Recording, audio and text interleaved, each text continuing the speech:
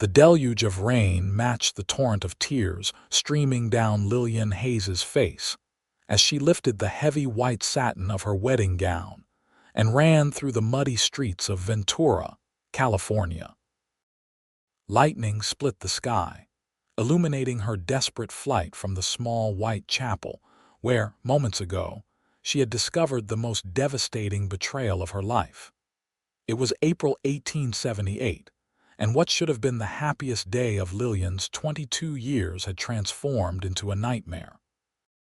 The pounding of hooves behind her barely registered through the drumming rain, and her own ragged breathing.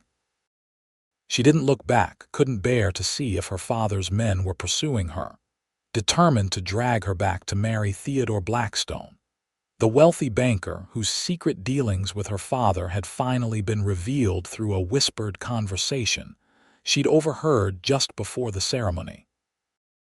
"Miss, stop!" a deep voice called out over the storm's fury. Lillian ignored it, pushing forward despite her sodden gown weighing her down like an anchor.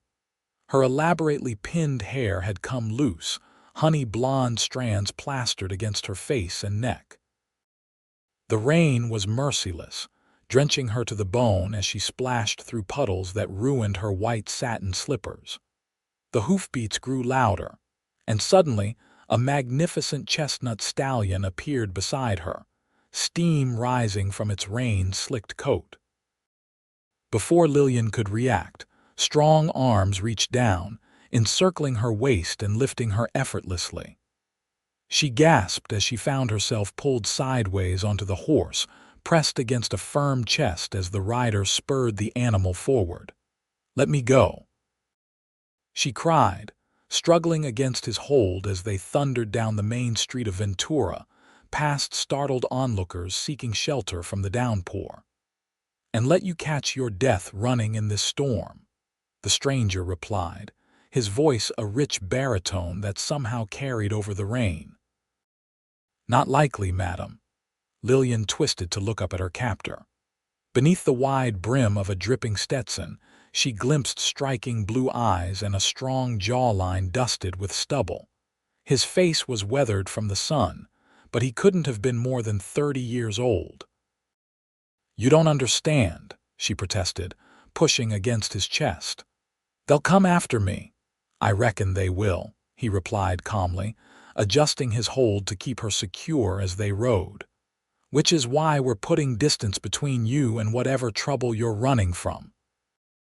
As they reached the edge of town, Lillian realized she had little choice but to trust this stranger. Behind them, she could hear shouting her father's voice among them. The cowboy urged his horse to a gallop, and they thundered along the coastal trail that ran north from Ventura, the Pacific Ocean visible through breaks in the scrub to their left. "Who are you?" she demanded, clinging to the saddle horn as the horse's powerful strides jostled her. "Cole Quinn," he answered, keeping his eyes fixed on the trail ahead. "And you're a runaway bride, I take it." Lillian felt a flash of indignation. "I am not a runaway anything. I'm a woman who refused to be sold like cattle to a man 3 times my age." The corner of Cole's mouth twitched. "My apologies, Miss Hayes." "Lillian Hayes," she supplied reluctantly. They rode in silence for several minutes, the rain gradually lessening to a steady drizzle. Lillian became acutely aware of the impropriety of her situation alone with a stranger, her wedding gown hiked up immodestly to accommodate riding astride. Yet these concerns seemed trivial compared to what awaited her back in Ventura. "Where are you taking me, Mr. Quinn?" she finally asked, her voice steadier now. "My ranch is about 10 miles north of here. You'll be safe there until we figure out your next move." His voice was matter-of-fact, as if rescuing fleeing brides was an everyday occurrence. "And why would you help me? You know nothing about me." Cole was quiet for a moment before responding. "Let's just say I've got my own reasons for not being fond of Theodore Blackstone." Lillian turned sharply to look at him. "You know Theodore? Everyone with land in this county knows Blackstone. Cole replied, his tone hardening. He's been buying up ranches from folks who have hit hard times, offers them pennies on the dollar, then turns around and sells to the railroad for a fortune. That sounds like the man my father wanted me to marry, Lillian said bitterly. I discovered today that my hand in marriage was payment for Theodore forgiving my father's gambling debts. Cole's jaw tightened. Then I'm doubly glad I happened upon you when I did. As they continued north, the storm began to clear. Sunlight broke through the clouds, casting golden light across the landscape. The coastal scrubland gave way to rolling hills dotted with oak trees, their new spring leaves vibrant against the dark, rain-washed bark. "It's beautiful," Lillian murmured, taking in the wildflowers that had sprung up after the winter rains. "This is my favorite time of year," Cole agreed. "Everything green and full of promise." They crested a hill and Lillian gasped at the vista before them. A sprawling valley stretched toward the ocean, and nestled within it was a modest but well-kept ranch. A two-story farmhouse with a wide porch stood at the center, surrounded by several outbuildings. Horses grazed in a fenced pasture, and smoke curled from the chimney. "Quinn Ranch," Cole announced with unmistakable pride. "Not the biggest spread in California, but it's mine." As they approached, a young boy of about 12 ran out from the barn, waving excitedly. "Cole, you're back early," he called before stopping short at the sight of Lillian. His eyes widened comically. "You brought home a princess," Cole chuckled. "Miss Hayes, this is my ranch hand, Danny. Danny, Miss Hayes needs our hospitality for a spell." The boy gawked at Lillian's bedraggled wedding gown. "Are you running from someone, madam?" "Cole's good at helping folks who need it. He helped me when I was on my own." "Danny," Cole said in a gently warning tone, "go tell Mrs. Perkins we have a guest who could use some dry clothes and a hot meal." As Danny dashed off toward the house, Cole dismounted and reached up to help Lillian down. Her legs were stiff from the long ride, and she stumbled as her feet touched the ground.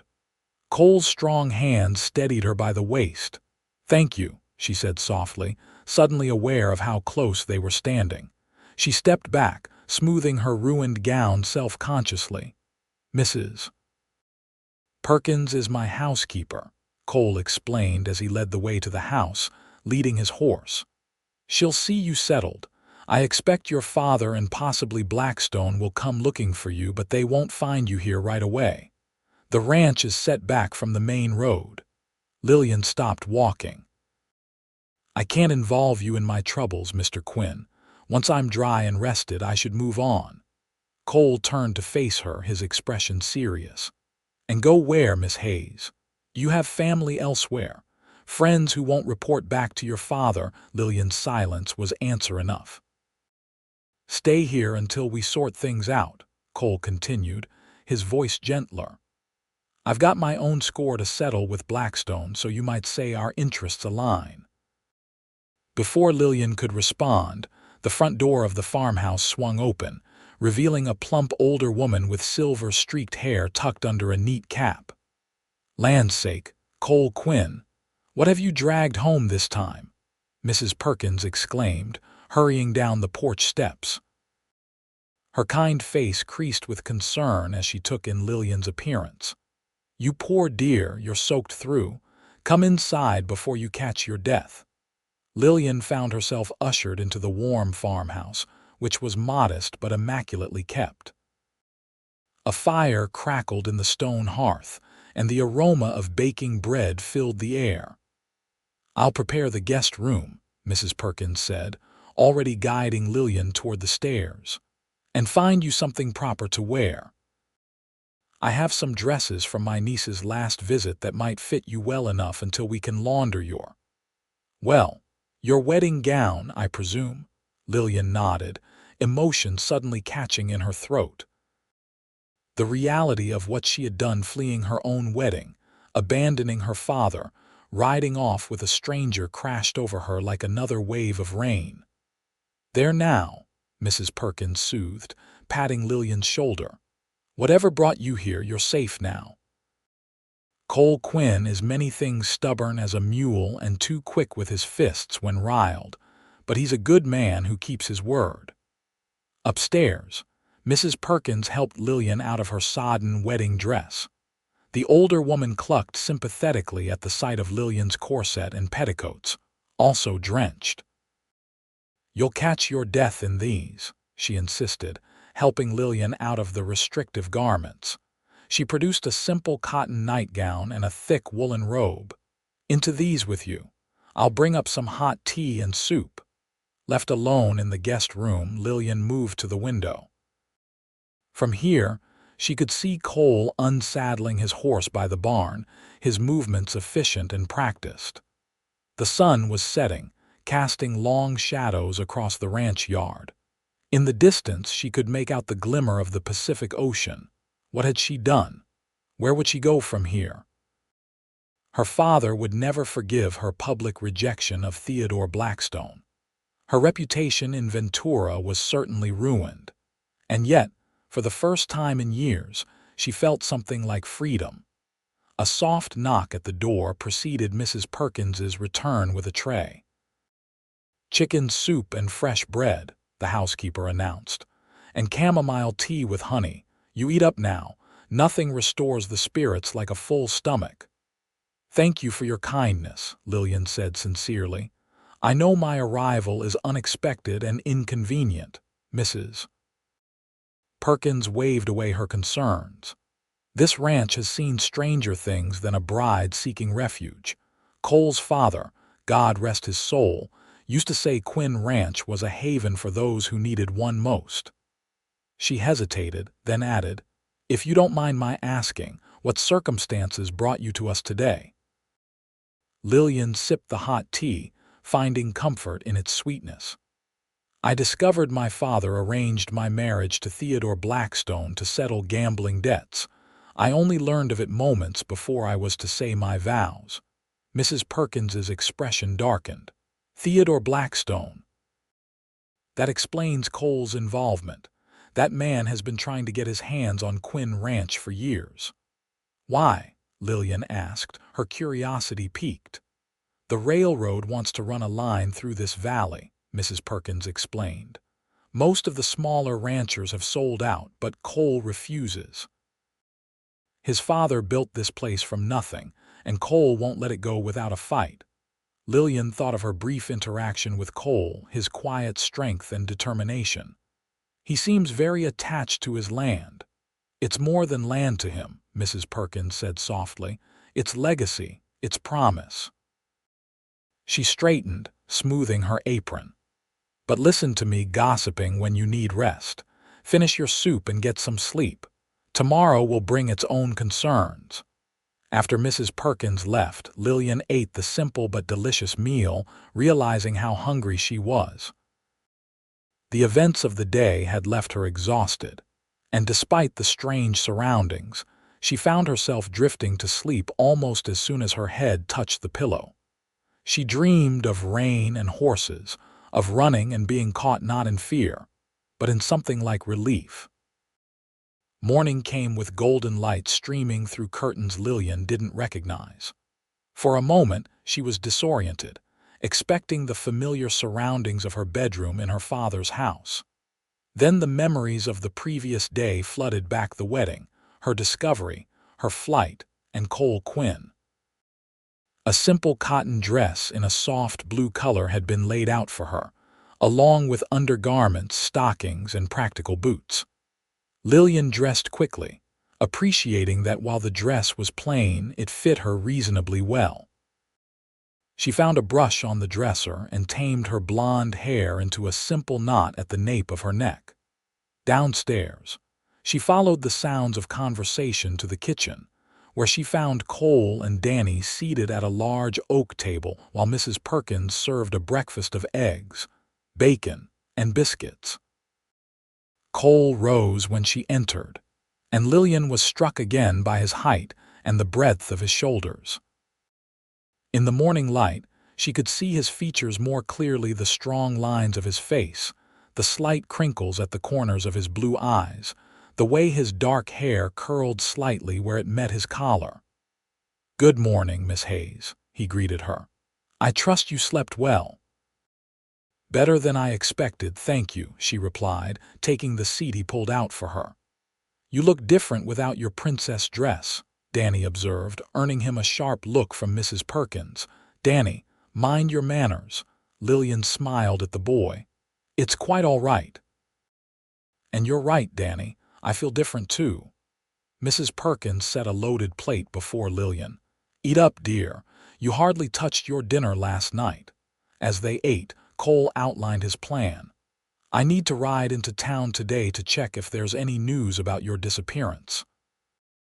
It's better if you stay here out of sight. Won't people suspect you're harboring me if you show up in Ventura the day after I vanished?" Lillian asked worriedly. Cole shook his head. "I go into town every Saturday for supplies and to check the post. Nothing unusual about that. And no one saw me pick you up yesterday, except maybe a few townsfolk who wouldn't have recognized me in that downpour. I still feel I'm imposing a terrible risk on you and your household," Lillian insisted. "Miss Hayes," Cole said, his voice gentle but firm, "I chose to bring you here. Any consequences of that decision are mine to bear." He hesitated before adding, "Besides, I told you I have my own reasons for standing against Blackstone." After breakfast, Cole prepared to ride into town. Lillian followed him out to the barn, where he saddled the same chestnut stallion that had carried them both the previous day. "His name is Thunder," Cole told her, noticing her interest in the horse. "Best cow pony I've ever owned, and apparently he's good at rescuing damsels too." Lillian smiled despite herself. "Hardly a damsel, Mr. Quinn, more like a woman who made a desperate choice." Cole paused in his preparations, regarding her thoughtfully. "Sometimes desperate choices are the only ones worth making, Miss Hayes." Something in his tone made Lillian wonder what desperate choices he had faced in his own life. Before she could pursue the thought, Cole mounted Thunder and tipped his hat to her. "I should be back by mid-afternoon. Danny will show you around if you're interested. Just stay close to the house." As Cole rode away, Lillian found herself drawn to the garden behind the farmhouse. Spring flowers were blooming in neat beds, and a small vegetable patch showed early shoots pushing through the soil. She knelt to examine some particularly vibrant poppies, their orange petals like silk against her fingertips. "Those were Cole's mother's favorite," Mrs. Perkins said, coming up behind her. "She planted the first ones here 20 years ago. Cole makes sure we keep them growing." "They're beautiful," Lillian said. "How long have you worked for the Quinn family, Mrs. Perkins?" "Going on 15 years now," the older woman replied. "I came after Mrs. Quinn passed. Mr. Quinn, Cole's father, needed help with the house and with raising Cole. When Mr. Quinn died 7 years ago, Cole asked me to stay on. He seems very young to be managing such a large operation on his own," Lillian observed. Mrs. Perkins nodded. "He was just 23 when his father passed. Had to grow up fast. But he's done his father proud, keeping this place running and even expanding it some." She gave Lillian a knowing look. "He's a good man, Miss Hayes, one of the best I know." Lillian felt a flush creeping up her neck. "I'm not. That is, I've only just met Mr. Quinn." "Of course, dear Mrs. Perkins said with a smile that suggested she understood more than Lillian had said. "Now, would you like to help me with the bread for lunch? I could use an extra pair of hands." The morning passed pleasantly as Lillian assisted Mrs. Perkins in the kitchen. She had rarely been allowed to cook in her father's house, where they employed a cook, but she found she enjoyed the simple tasks of kneading dough and chopping vegetables for a stew. After lunch, Danny offered to show her the rest of the ranch. The boy was clearly proud of his position as ranch hand, though Lillian suspected he was more of a ward to Cole than an employee. Cole found me trying to steal eggs from the chicken coop 2 years ago, Danny explained as they walked toward the horse pasture. I was hungry and hadn't eaten in days. Instead of turning me in to the sheriff, he gave me a job and a place to stay. That was very kind of him, Lillian said. Danny nodded vigorously. Cole says everyone deserves a second chance if they're willing to work for it. They stopped at the fence where several horses grazed peacefully. Danny pointed out each one by name, explaining their qualities and temperaments. That one there, the dappled gray mare, that's Starlight. She's the gentlest horse we've got. Cole says she'd be perfect for a lady to ride. Lillian leaned on the fence, watching the graceful mare. It's been years since I rode regularly. My father thought it wasn't ladylike enough once I turned 16. Danny looked scandalized. Not ladylike, but all the ranchers' daughters around here ride. I didn't grow up on a ranch, Lillian explained. My father owns the largest shipping company in Ventura. He has very specific ideas about proper behavior for his daughter. Is that why you ran away from your wedding? Danny asked bluntly. Lillian hesitated, unsure how much to share with the boy. Partly, she admitted. I discovered the man I was to marry wasn't honorable, and that my father had arranged the match for financial reasons, not out of concern for my happiness. Danny frowned, processing this information. That doesn't seem right. No, Lillian agreed softly. It doesn't. They continued their tour, with Danny showing her the barn, the bunkhouse where the other ranch hands stayed during busy seasons, and the small orchard of apple and pear trees that Mrs. Perkins tended. By the time they circled back to the house, Lillian had a new appreciation for the scope of Cole's operation and the hard work required to maintain it. The sound of hoofbeats announced Cole's return. Lillian felt a strange flutter in her stomach as she watched him ride in, his tall figure straight and confident in the saddle. He dismounted with easy grace, leading Thunder toward the barn. When he spotted Lillian and Danny, he changed direction to join them. I see Danny's been showing you around, he remarked, his expression warm. He's been a wonderful guide, Lillian confirmed. You have a beautiful ranch, Mr. Quinn. Thank you, and please call me Cole. Mr. Quinn makes me feel like my father. Then you must call me Lillian, she replied.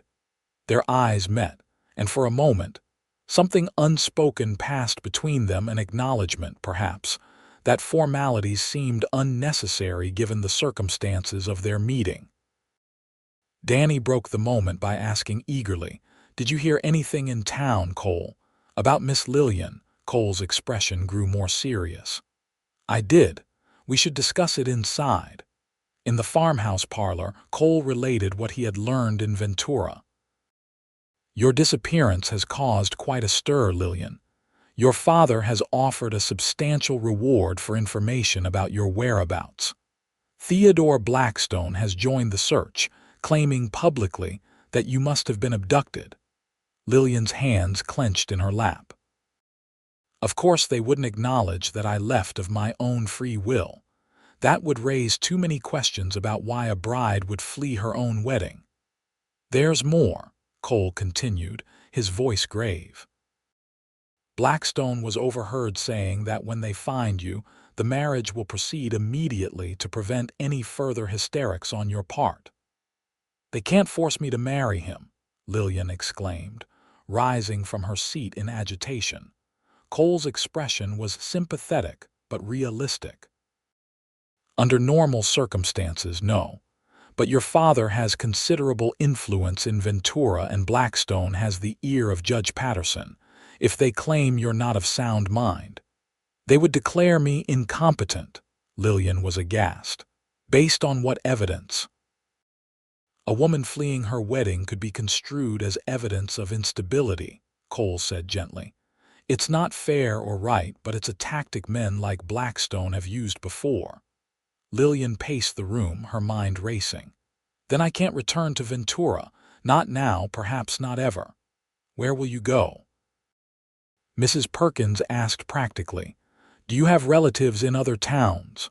"My mother had a sister in San Francisco," Lillian said slowly.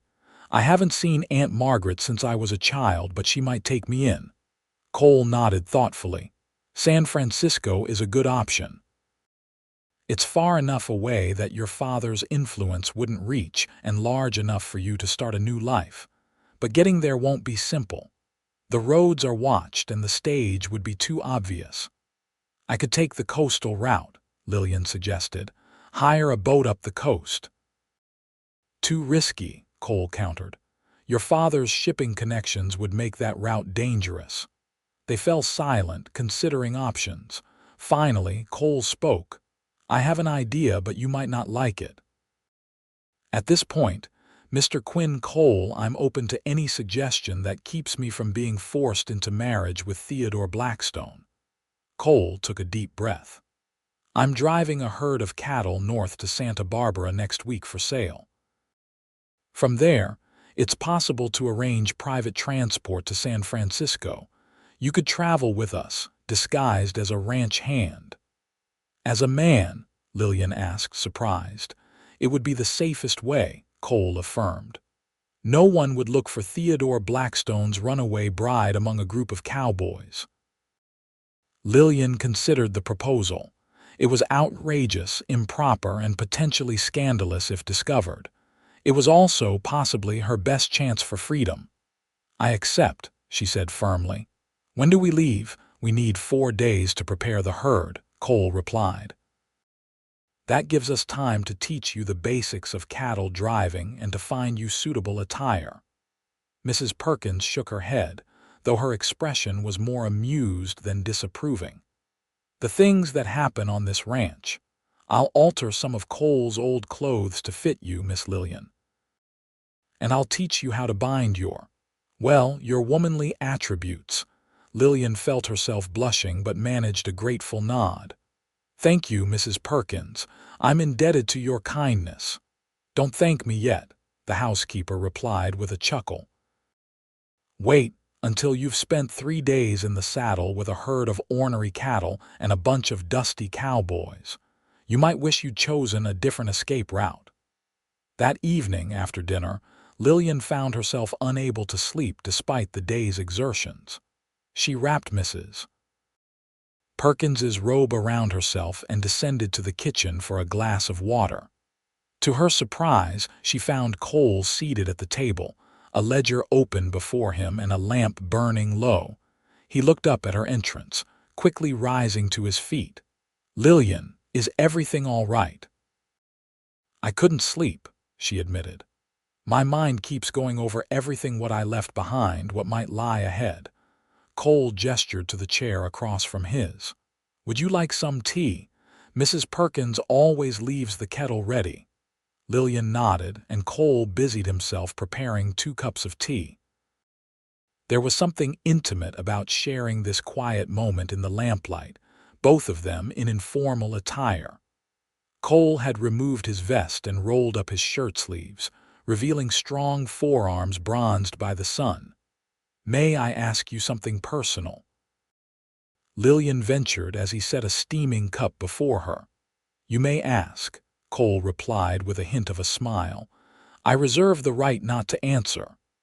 "Mrs. Perkins mentioned that Blackstone has been trying to acquire your ranch for some time.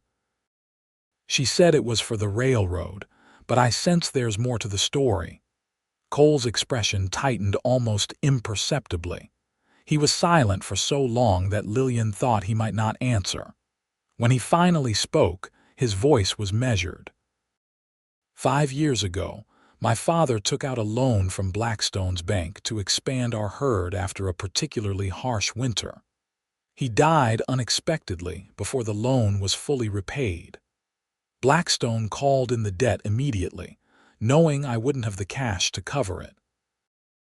I was forced to sell off a portion of our land to meet the obligation." "That seems unnecessarily harsh," Lillian observed. "It was calculated," Cole replied grimly. "The land I sold included water rights that Blackstone promptly leased to the railroad at exorbitant rates." He's been trying to get the rest of Quinn Ranch ever since, using various underhanded tactics. Such as, Cole took a sip of his tea before answering, diverting water from our streams, threatening merchants in town who do business with us, spreading rumors about our cattle being diseased. His jaw tightened. Last year, a mysterious fire destroyed our largest hay barn just before winter. You believe Blackstone was responsible. I know he was, Cole said flatly, but proving it is another matter entirely. The man's careful to keep his hands clean while his hirelings do the dirty work. Lillian felt a chill run through her, and I was about to marry such a man. You didn't know, Cole said gently, and you chose differently when you learned the truth. That says a great deal about your character, Lillian. Their eyes met across the table, and Lillian felt something stir within her, a recognition, perhaps, of a kindred spirit who understood the courage it took to stand against powerful forces. Thank you for helping me, she said softly. You had no obligation to involve yourself in my troubles. Perhaps I felt I owed it to any woman being pushed into Blackstone's clutches, Cole replied. Then, with a lighter tone, he added, besides, it's not every day a man gets to rescue a beautiful woman from a fate worse than death. Lillian couldn't help but laugh. Is marriage to Theodore Blackstone truly worse than death? Having met the man, I'd say it's a close contest, Cole replied with a grin that transformed his serious face. They finished their tea in companionable conversation, with Cole sharing stories of his childhood on the ranch and Lillian speaking of her dreams of travel and adventure that had been steadily curtailed as she grew older. My mother encouraged my independence, she explained. But after she died when I was 16, my father became increasingly controlling. He was determined that I should make an advantageous marriage, one that would benefit his business interests. And what did you want? Cole asked, his gaze intent. Lillian considered the question. I wanted to choose my own path, to marry for love if I married at all, to see more of the world than just Ventura. Perhaps now you'll have that chance, Cole observed.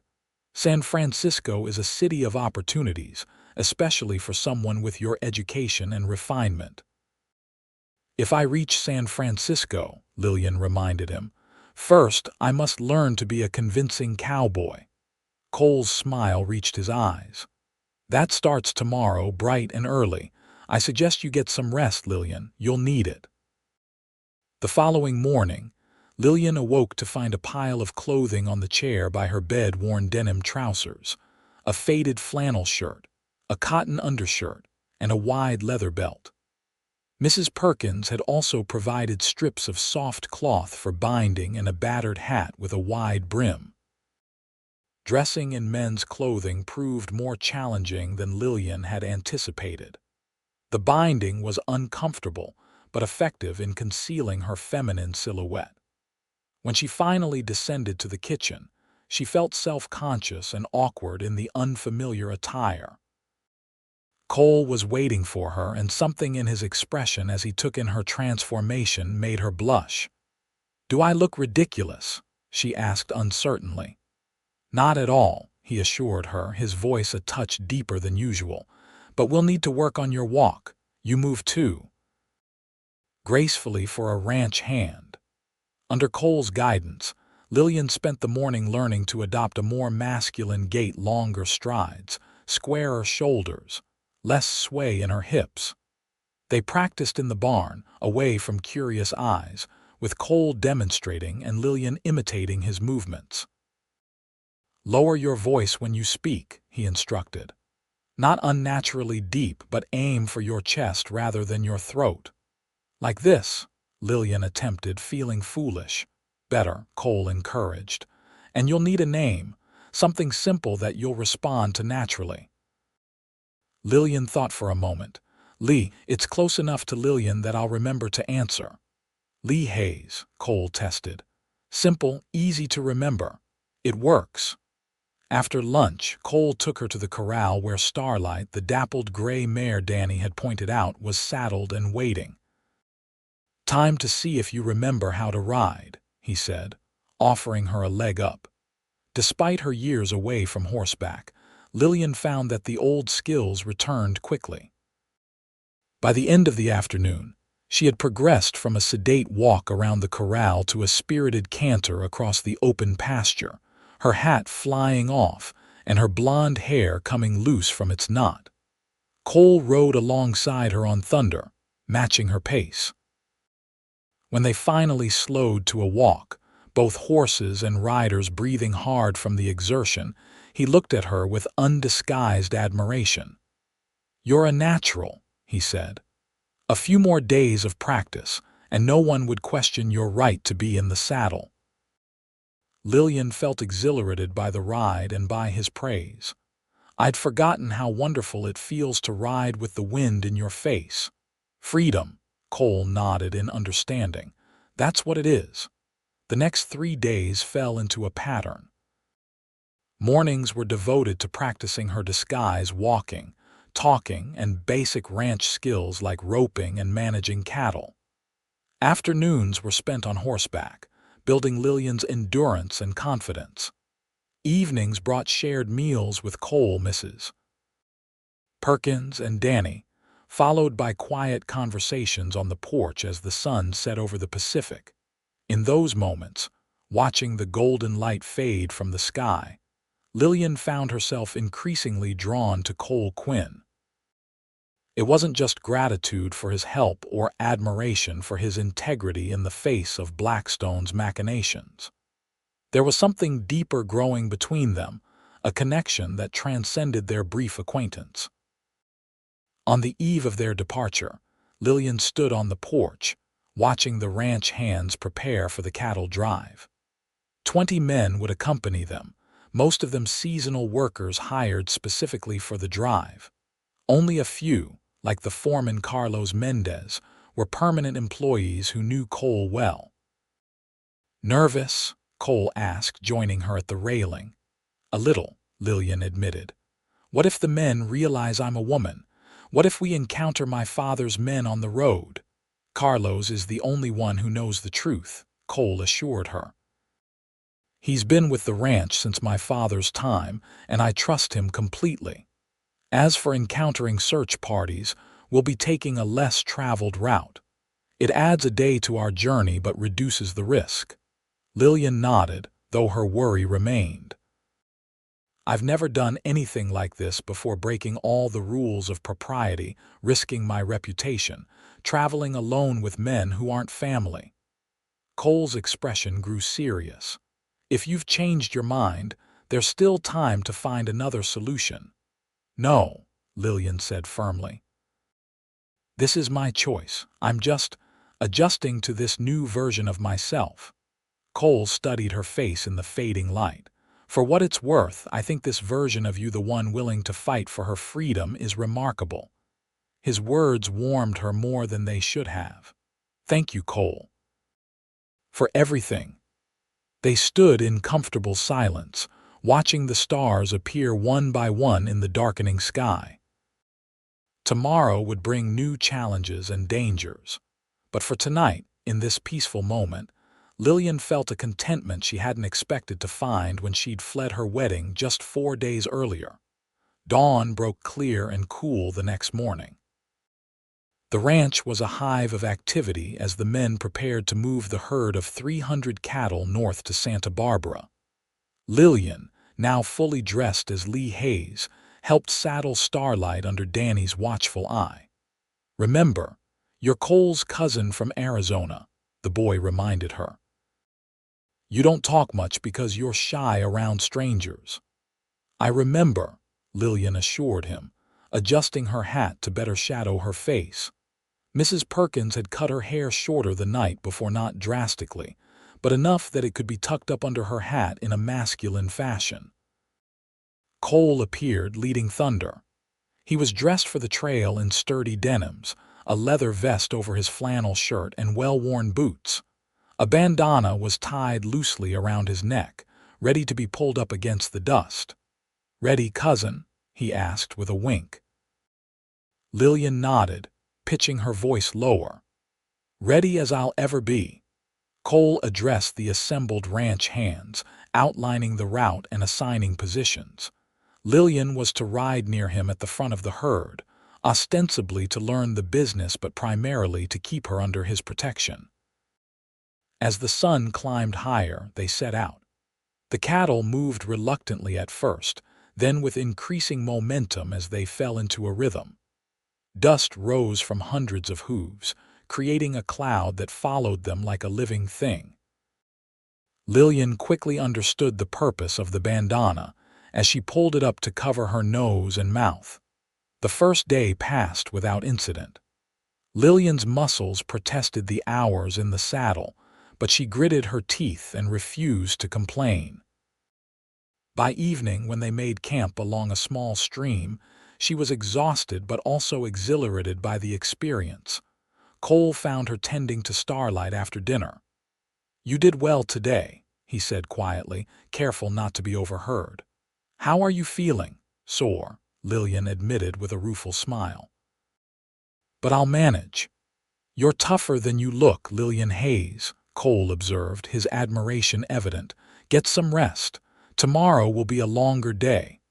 Lillian slept under the stars that night, wrapped in a blanket with her saddle as a pillow. Despite her aching muscles and the hard ground beneath her, she slept more peacefully than she had in years.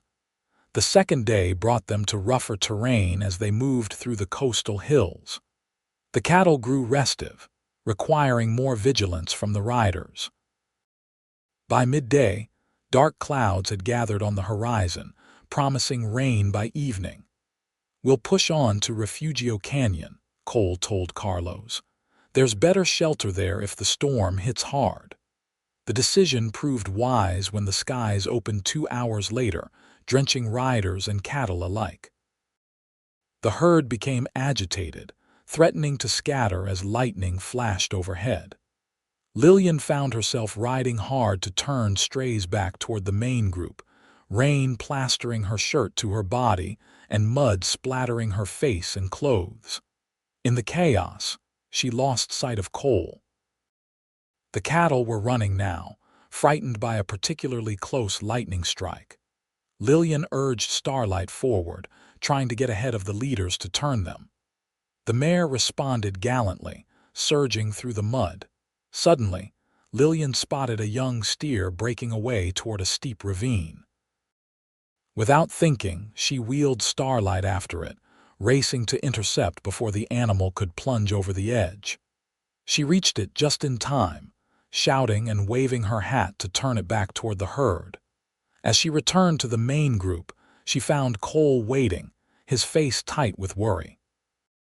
"That was reckless," he said sharply as soon as she was within earshot. "I couldn't let it fall," Lillian defended, still breathing hard from the exertion. "You could have been killed," Cole retorted. "The ravine edge is unstable after all this rain." Before Lillian could respond, Carlos rode up. "Boss, the herd settled in the canyon. We should make camp while there's still light." Cole nodded, giving Lillian one last concerned look before turning to follow his foreman. Lillian trailed behind, stung by his criticism but understanding its source. She wasn't just a ranch hand. She was his responsibility in more ways than one. The canyon provided some shelter from the continuing rain. The men worked quickly to establish camp, building fires where possible under overhanging rocks. Lillian helped distribute food, jerky, beans, and hardtack, trying to maintain her disguise despite her exhaustion. Later, as most of the men slept, Cole found her sitting alone by a small fire. "I was too harsh earlier," he said without preamble, settling beside her. "What you did was brave if foolhardy." "You were right to be concerned," Lillian conceded. "I acted without thinking of the consequences." "A trait we seem to share," Cole observed with a hint of humor. "Though in your case, it saved us losing a valuable steer." They sat in companionable silence, watching the flames dance. The rain had eased to a gentle patter, and the cattle were quiet in the darkness beyond. "We should reach Santa Barbara by tomorrow evening," Cole said after a while. "I've arranged for you to stay with an old friend of my mother's while I conclude the cattle sale. She knows to expect a young woman, not a ranch hand, so you can dispense with your disguise." "And after that?" Lillian asked, realizing she hadn't thought much beyond escaping Ventura. "I've made inquiries about passage to San Francisco. There's a merchant ship departing in 4 days that could take you." 4 days. The thought of parting from Cole so soon created an unexpected ache in Lillian's chest. "That's very efficient," she said, trying to keep her voice neutral. Cole seemed to hesitate before speaking again. "Unless, of course, you've had second thoughts about San Francisco." Lillian looked at him questioningly. "What other option would I have?" In the flickering firelight, she could see Cole struggle with something. Finally, he spoke, his voice low and sincere. "You could return to the ranch with me, not as Lee Hayes, but as Lillian." Her heart quickened. "In what capacity would I return, Cole?" "As my guest, initially," he said carefully. "Beyond that would depend on both our feelings." The implication hung between them, unspoken but clear. Lillian found herself at a crossroads as significant as the moment she'd fled her wedding. Stay with this man she'd known for less than a week, for whom she was developing feelings that both thrilled and frightened her. Or continue with her plan to start anew in San Francisco, independent but alone. "I don't know what to say," she admitted. "You don't need to decide now," Cole assured her. "Take the time in Santa Barbara to think about what you truly want." He stood, brushing off his trousers. "We should both get some rest. Dawn comes early." As he walked away, Lillian stared into the dying embers of the fire. Her life had changed so dramatically in such a short time. A week ago, she had been preparing to marry a man she didn't love to please her father. Now she was contemplating either building a new life alone in a city she'd never visited or returning to a ranch with a man who made her feel more alive than she'd ever felt before. The third day of the cattle drive dawned clear, the storm having passed during the night. The herd moved more easily over the drying ground, and by midday, they caught their first glimpse of Santa Barbara in the distance, white buildings nestled between mountains and sea. Lillian rode beside Cole at the head of the herd, her mind still turning over their conversation from the previous night. She hadn't given him an answer, and he hadn't pressed for one, but the question hung between them like an unspoken promise.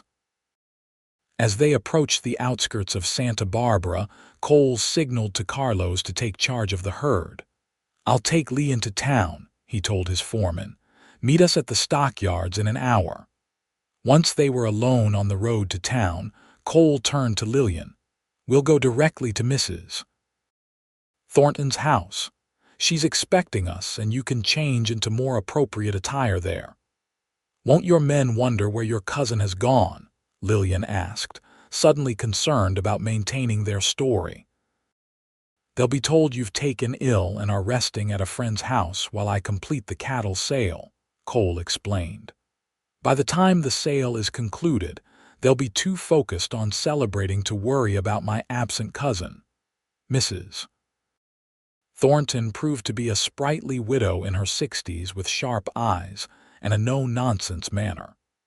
She welcomed them into her comfortable home overlooking the Pacific, taking Lillian's disguise in stride. "Well, my dear, you certainly have had an adventure," she remarked after Cole had explained the situation. "Come upstairs, and let's find you something more suitable to wear. I've kept some of my daughter's dresses from before she moved to Oregon." Cole took his leave, promising to return the following day. "The cattle sale will take at least 2 days to complete," he told Lillian. "Use the time to rest and consider your options." Alone with Mrs.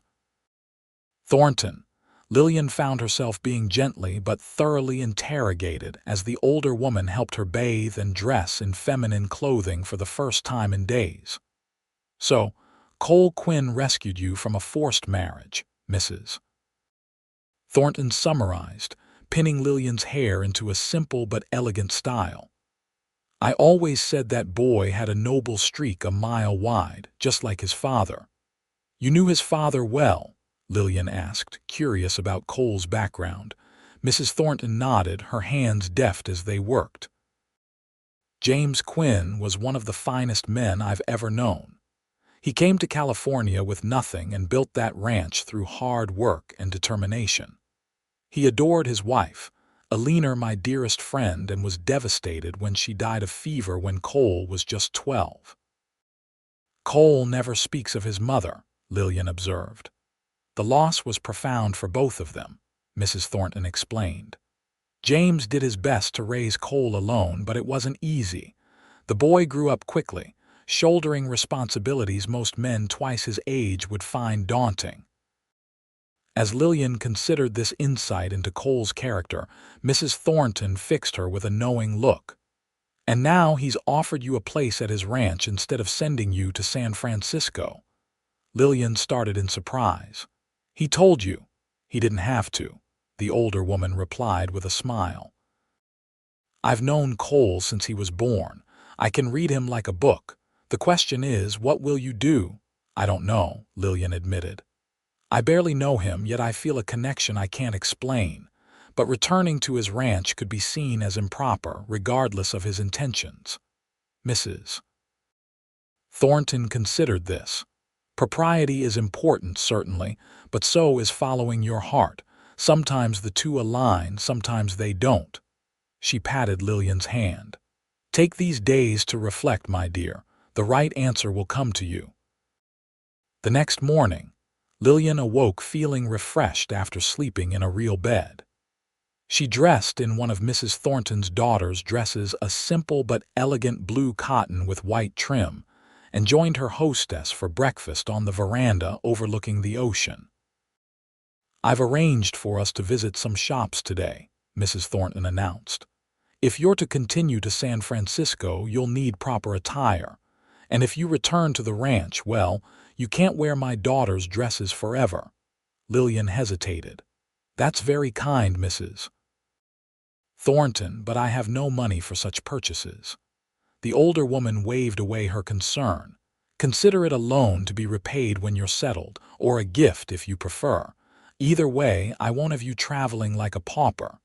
Their shopping expedition proved both practical and pleasant. Mrs. Thornton seemed to know everyone in Santa Barbara, introducing Lillian as her niece visiting from the east. By afternoon, Lillian had acquired 2-day dresses, a more formal evening gown, appropriate undergarments, and a sturdy traveling outfit, regardless of which destination she chose. As they returned to Mrs. Thornton's house, laden with packages, they spotted Cole walking up the path to the front door. He looked different in town clothes, a clean shirt, tailored vest, and polished boots, but his smile when he saw Lillian was warmly familiar. "The cattle sale is proceeding well," he reported as they settled in the parlor. "We should conclude business by tomorrow afternoon." "Excellent news," Mrs. Thornton declared. "Then you'll join us for dinner tonight, Cole. I've invited the Hendersons and their daughter Patricia." A shadow crossed Cole's face. "Patricia Henderson, a lovely girl," Mrs. Thornton said innocently.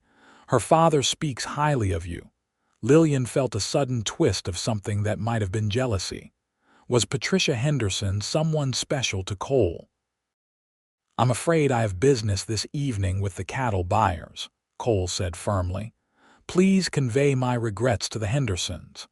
After Mrs. Thornton excused herself to give instructions to the cook, Cole turned to Lillian with a rueful expression. "Mrs. Thornton has been trying to match me with suitable young ladies for years.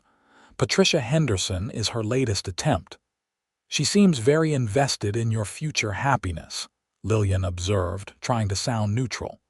She was my mother's closest friend, Cole explained. She feels responsible for seeing me properly settled. He hesitated before adding, though her definition of properly and mine may differ. How do they differ? Lillian asked, curious despite herself. Cole's blue eyes held hers steadily. Mrs. Thornton believes I should marry a well-connected young lady from a respectable family who would bring social advantages to the ranch. I believe I should marry a woman of courage and character who shares my values and makes my heart race when she enters a room. The implication hung between them, unspoken but clear. Lillian felt her cheeks warm under his gaze. "And have you found such a woman?" she asked softly. "I believe I might have," Cole replied, his voice equally quiet. "But she has important decisions to make about her future, and I won't influence those decisions unfairly." Before Lillian could respond, Mrs. Thornton returned, and the moment passed. Cole took his leave shortly after, promising to return the following day when the cattle sale was complete. That evening, during dinner with the Hendersons, Lillian found herself evaluating Patricia through new eyes. The young woman was undeniably beautiful, with dark hair and perfect manners. She spoke knowledgeably about local society and the latest fashions from San Francisco. She was, in every way, the sort of woman Lillian's father would have approved of as a suitable match. "Such a shame Mr. Quinn couldn't join us," Mrs. Henderson remarked. "Patricia was so looking forward to seeing him again." "Cole sends his deepest regrets," Mrs. Thornton replied smoothly. "Business demands can't be ignored, especially when one runs a ranch the size of Quinn Ranch." "A magnificent property," Mr. Henderson agreed, "though I understand Blackstone from Ventura has been pressuring him to sell." "Smart move on Quinn's part to hold out the railroad will eventually pay triple what Blackstone is offering." At the mention of Blackstone's name, Lillian nearly choked on her wine. Mrs. Thornton shot her a warning glance. "My niece is not familiar with local business dealings," she explained to her guests. "She finds such talk rather dull, don't you, dear?" "I find some aspects quite interesting," Lillian replied carefully, "particularly the ethics of how business is conducted." Mr. Henderson laughed. "Ethics? My dear young lady, business is business. The strong prevail and the weak go under. That's the natural order of things. Is it ethical for a banker to call in loans prematurely to force families to sell land at a fraction of its value?" Lillian asked, thinking of what Cole had told her about Blackstone's tactics. A sudden silence fell over the table. Mr. Henderson regarded her with surprise. "You seem remarkably well informed for someone new to the area." Mrs. Thornton intervened smoothly. "My niece has always had strong opinions about fairness. It's one of her most endearing qualities." She deftly changed the subject to the upcoming Founders' Day celebration, but Lillian could feel Patricia Henderson's curious gaze upon her for the remainder of the evening. After the Hendersons departed, Mrs. Thornton fixed Lillian with a stern look. "You must be more careful, my dear. Your passionate defense of Cole's position nearly gave you away." "I apologize," Lillian said contritely. "But Mr. Henderson's dismissal of ethics in business reminded me so much of my father and Theodore Blackstone." Mrs. Thornton's expression softened. "I understand, but remember, your safety depends on discretion until you decide your next steps." That night, Lillian lay awake long after retiring to her room. Her thoughts circled endlessly between the promise of independence in San Francisco and the undeniable pull she felt toward Cole Quinn and his ranch. One path offered freedom and self-sufficiency. The other offered connection and possibly love, but with the risk of depending on a man again, something she had sworn not to do after fleeing her father's control. By morning, she was no closer to a decision. She dressed in one of her new gowns, a sage green that complemented her eyes, and joined Mrs. Thornton for breakfast. They were just finishing when a messenger arrived with a note from Cole. "He's concluded the cattle sale and will call for you this afternoon," Mrs. Thornton read aloud. "He asks that you be ready to depart, regardless of your decision about San Francisco." "So soon?" Lillian asked, feeling suddenly unprepared. "The merchant ship I mentioned sails tomorrow morning," Mrs. Thornton reminded her gently. "If that's your choice, you'll need to board tonight." The reality of the decision pressed upon Lillian with new urgency. By evening, she would either be on a ship bound for San Francisco or returning to Quinn Ranch with Cole. There was no middle ground, no way to delay the choice any longer. How does one know what's right? She asked, more to herself than to Mrs. Thornton. The older woman regarded her thoughtfully. "In my experience, the heart knows before the head is willing to admit it. What does your heart tell you, Lillian?" Before she could answer, there was a commotion at the front door. Mrs. Thornton's maid appeared in the doorway, her face pale. "Madam, there are men asking questions in town showing a drawing of a young lady who looks remarkably like Miss Lillian. They're offering a substantial reward for information." Lillian's blood ran cold. "My father's men. They've traced me to Santa Barbara." Mrs. Thornton rose decisively. "Mary, fetch my shawl and bonnet, then go to the stables and have Thomas prepare the carriage, the covered one." She turned to Lillian. "Change into your traveling clothes immediately. We need to get you to Cole before these men discover you're here." In a flurry of activity, Lillian changed into the practical outfit they had purchased the day before, a brown skirt and jacket with a white blouse, suitable for travel but unremarkable. Mrs. Thornton helped her pin her hair up securely under a modest bonnet. "The stockyards are on the south side of town," Mrs. Thornton explained as they hurried to the waiting carriage. "Cole will be concluding his business there. We'll take the back roads to avoid the main thoroughfare where these men are likely searching." They traveled in tense silence, the carriage curtains drawn against curious eyes. Lillian's heart pounded with fear and uncertainty. Had her brief taste of freedom come to an end?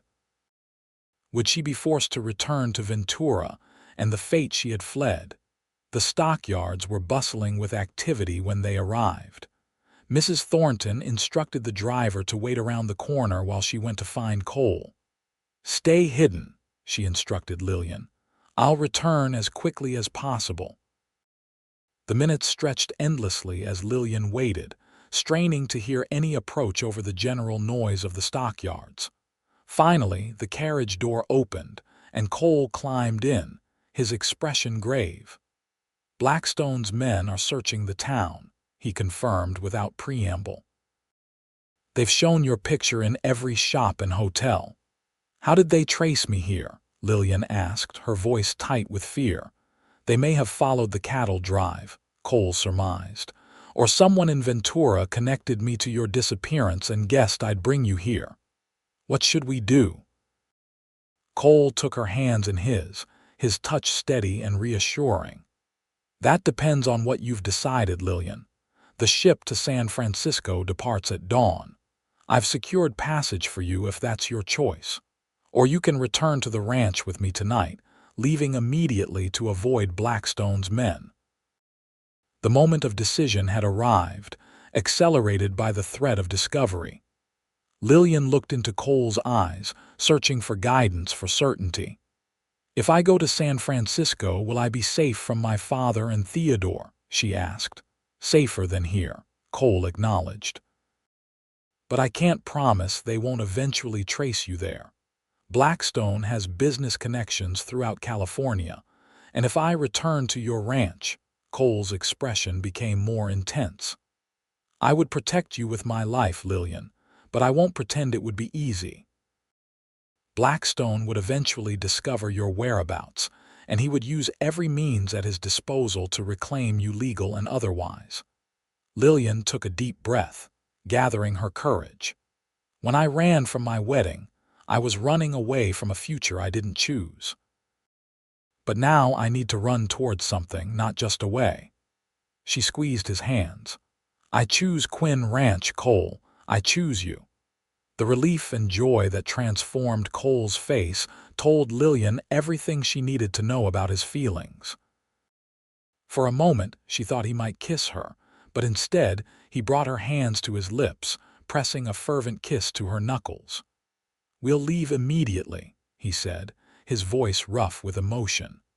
"Carlos and the men are already on the road north with the money from the cattle sale. We'll take a different route to avoid being seen." Mrs. Thornton joined them momentarily, bringing a small valise with Lillian's new clothes. "I've had Thomas prepare 2 horses," she reported. "The fastest in my stable. You'll make better time on horseback than by carriage."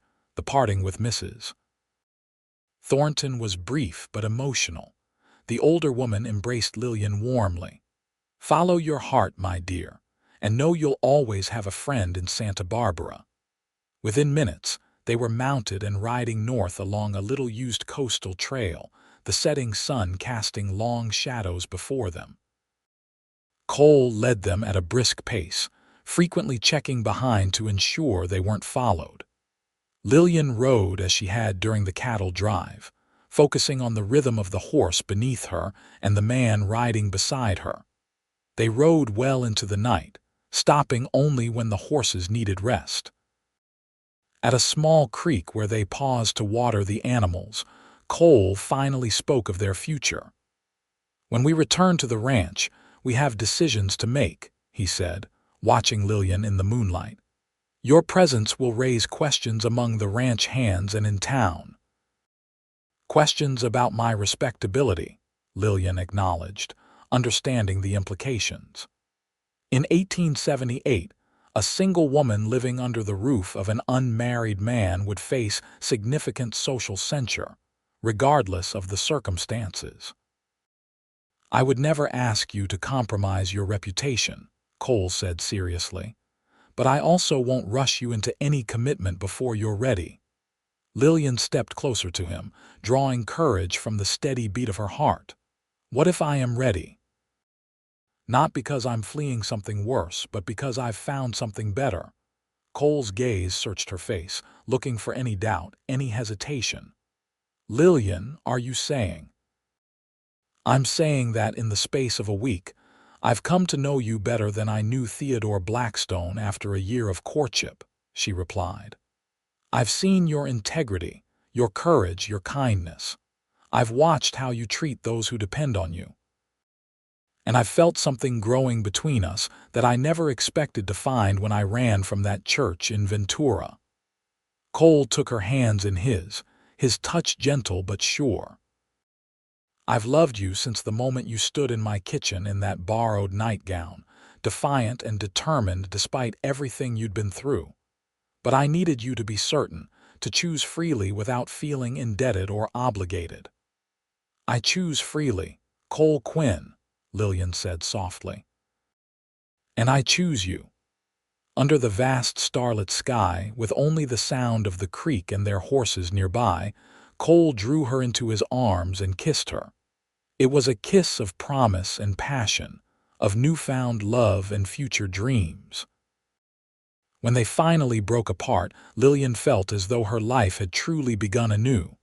"We should ride on," Cole said reluctantly. "We need to put more distance between us and Santa Barbara before dawn." They reached Quinn Ranch the following evening, tired but triumphant. Mrs. Perkins and Danny rushed out to greet them, their faces reflecting both relief and curiosity at Lillian's return. "I knew you'd come back," Danny exclaimed, his young face alight with pleasure. Mrs. Perkins was more circumspect, her eyes moving between Cole and Lillian with keen assessment. "You've made your decision then, Miss Hayes." "I have, Mrs. Perkins," Lillian confirmed. "Though I hope it will be Mrs. Quinn before too long." The housekeeper's face broke into a wide smile. "Well, it's about time this ranch had a proper mistress again. Come inside, both of you." You look dead on your feet."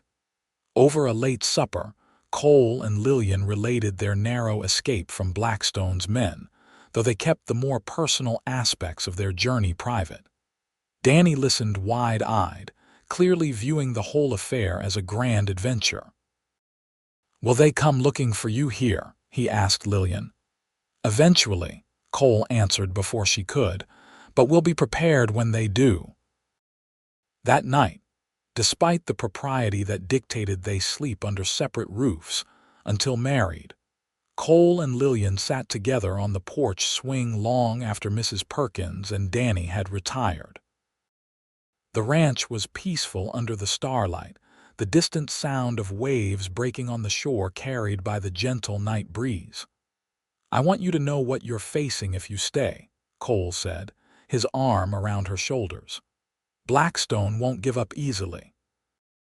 He's a proud man, and your rejection has undoubtedly wounded that pride." "I'm not afraid," Lillian assured him, though in truth, the thought of confronting Theodore and her father again sent a chill through her. "We'll face whatever comes together." Cole pressed a kiss to her temple.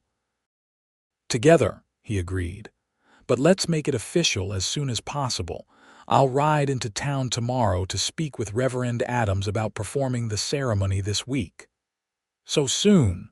Lillian asked, surprised. "Unless you want to wait."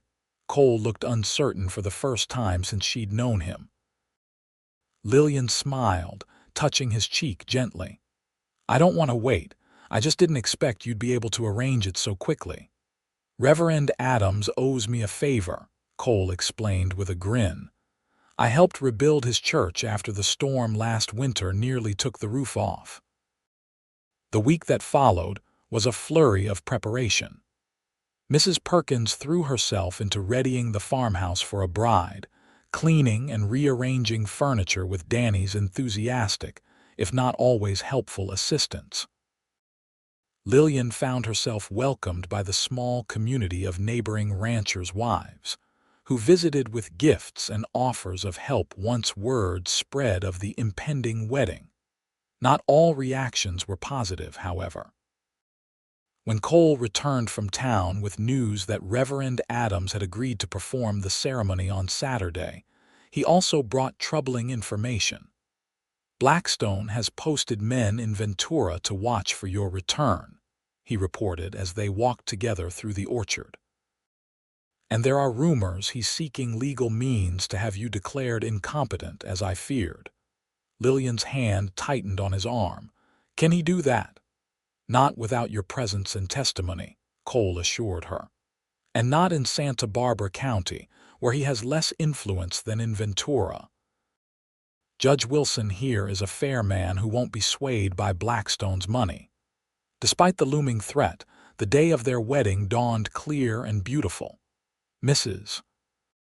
Perkins had transformed the ranch house with spring flowers and ribbons, and the neighbors had gathered to witness the ceremony and share in the celebration afterward.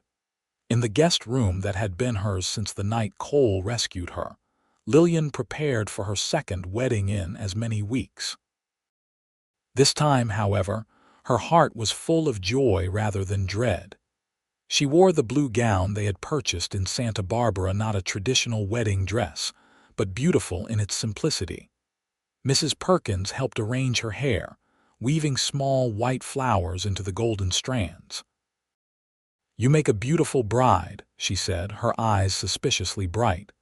"And Cole is a fortunate man." "I'm the fortunate one," Lillian replied softly, "to have found him when I most needed rescue." "Pish," Mrs. Perkins dismissed. "You rescued yourself when you ran from that church in Ventura. Cole just provided the horse." She patted Lillian's shoulder affectionately. "Now let's not keep him waiting." Downstairs, the parlor had been arranged for the ceremony. Reverend Adams stood ready, his prayer book open, while Cole waited by the fireplace. When Lillian appeared at the top of the stairs, a collective murmur of appreciation rose from the assembled guests. Cole's expression as he watched her descend was everything Lillian could have hoped for: wonder, admiration, and love so clear It brought tears to her eyes.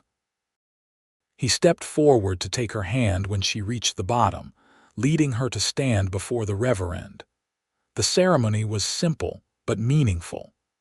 They exchanged vows they had written themselves, promising not only love and fidelity but also partnership and respect.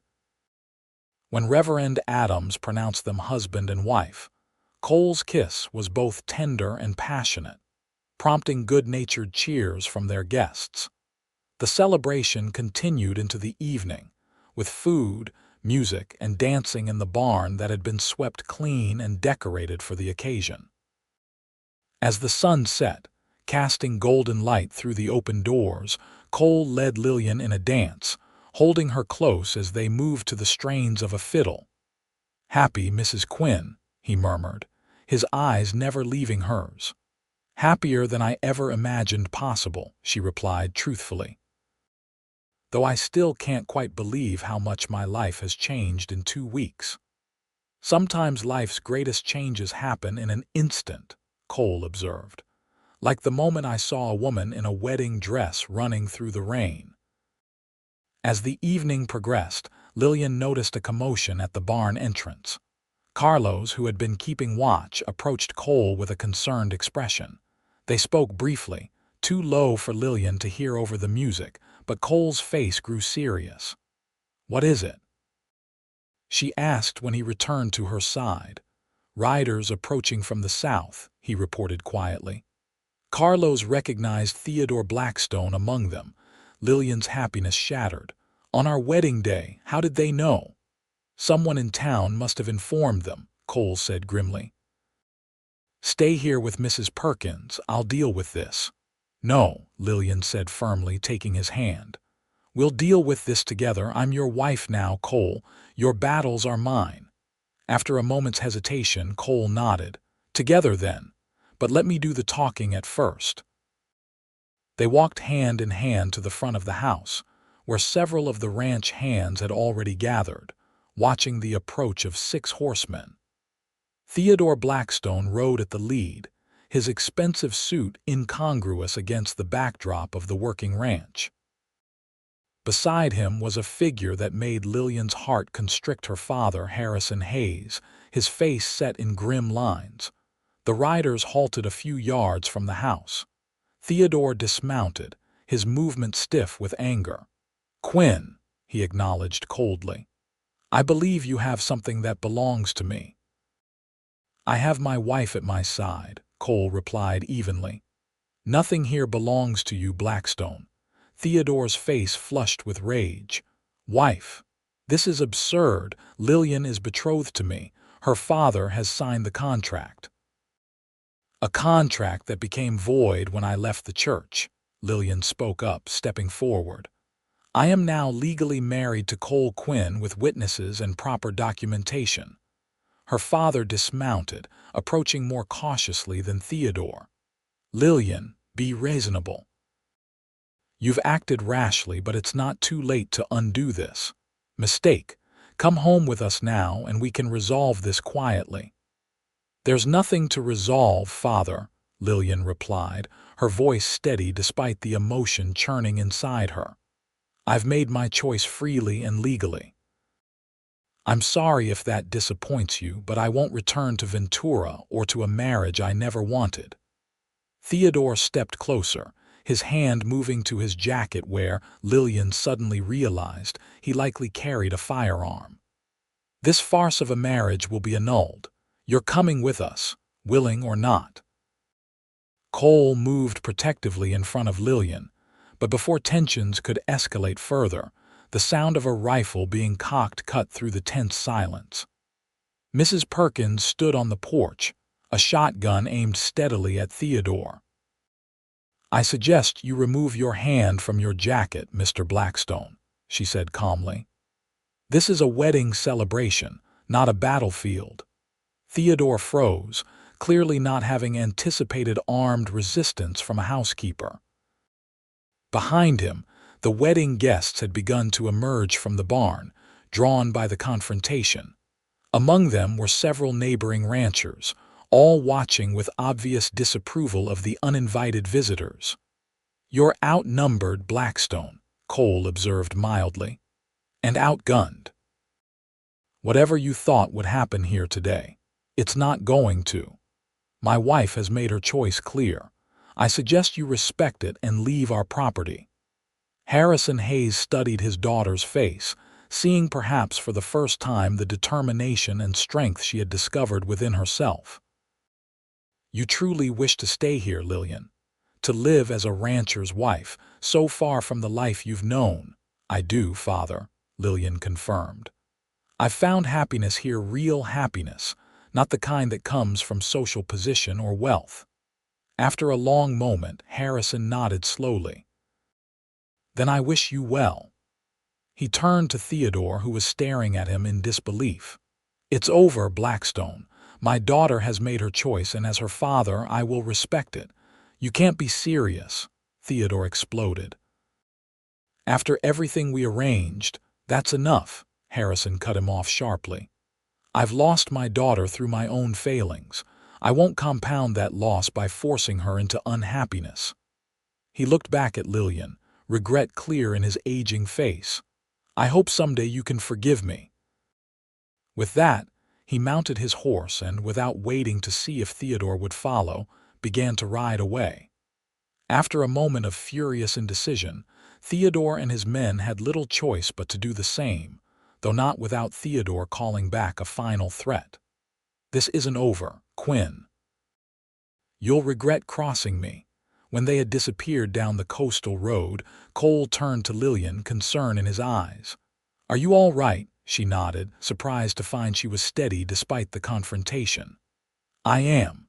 I'm sorry about Theodore's threat, though." Cole smiled, drawing her close. "Blackstone has been threatening me for years. One more threat doesn't change anything." He looked over at Mrs. Perkins, who was calmly putting away the shotgun.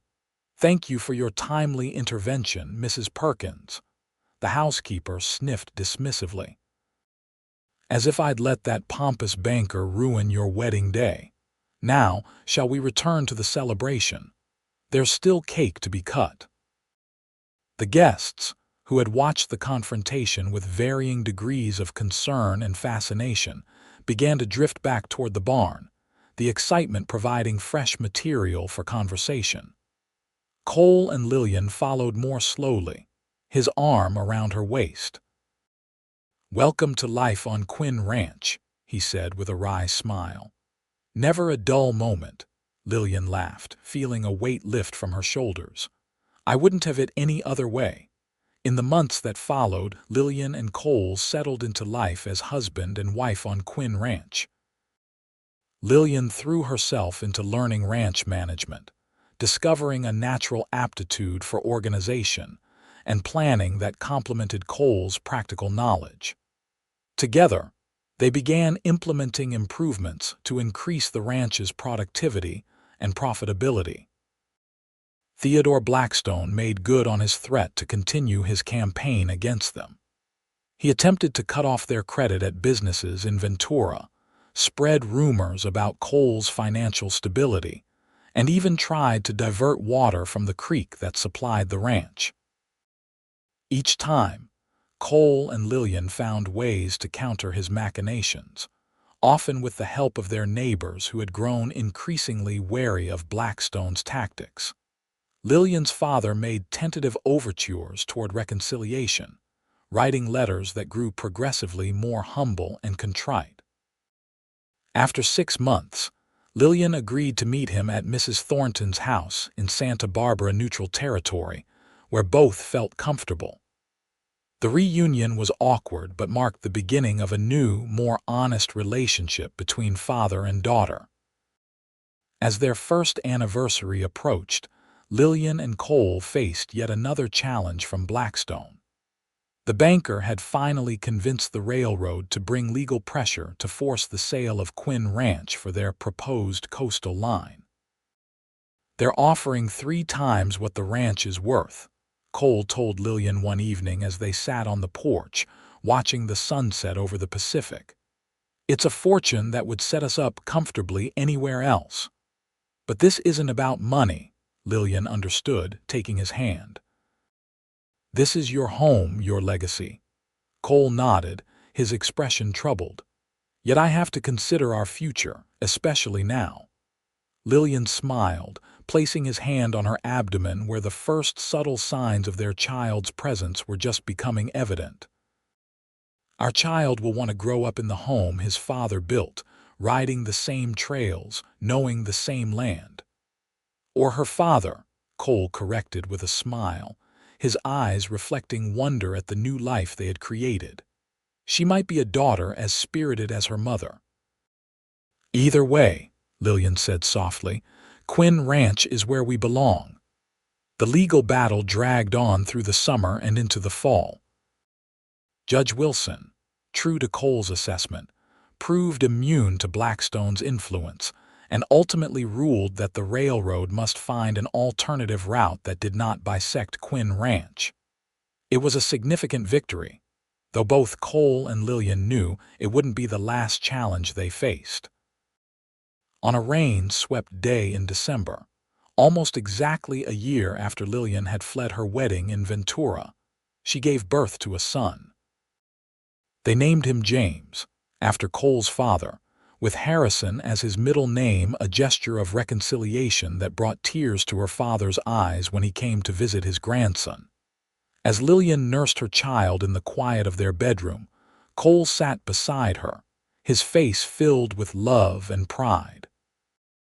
"I never thought I could be this happy," he admitted, gently stroking their son's downy head. "Nor I," Lillian agreed. "It's strange to think that if I hadn't run from that church, if you hadn't happened to be riding through town in that storm." "Some things are meant to be," Cole said simply. "Against all odds, through rain and danger and uncertainty, we found each other." Lillian leaned against his shoulder, their son cradled between them. Outside, rain pattered against the window, a gentle reminder of the storm that had brought them together. "Do you ever regret it? Pulling a bedraggled runaway bride onto your horse that day?" Cole laughed softly, pressing a kiss to her forehead. "Never. It was the best decision I ever made.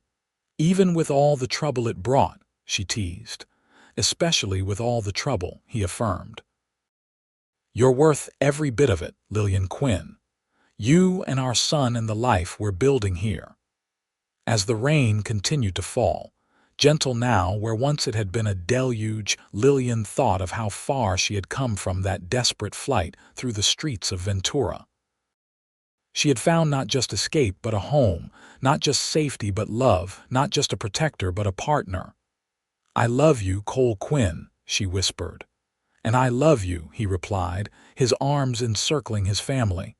"Until the end of my days."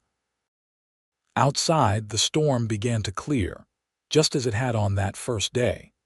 Sunlight broke through the clouds, casting golden light across Quinn Ranch, their home, their future, the legacy they would build together, come rain or shine.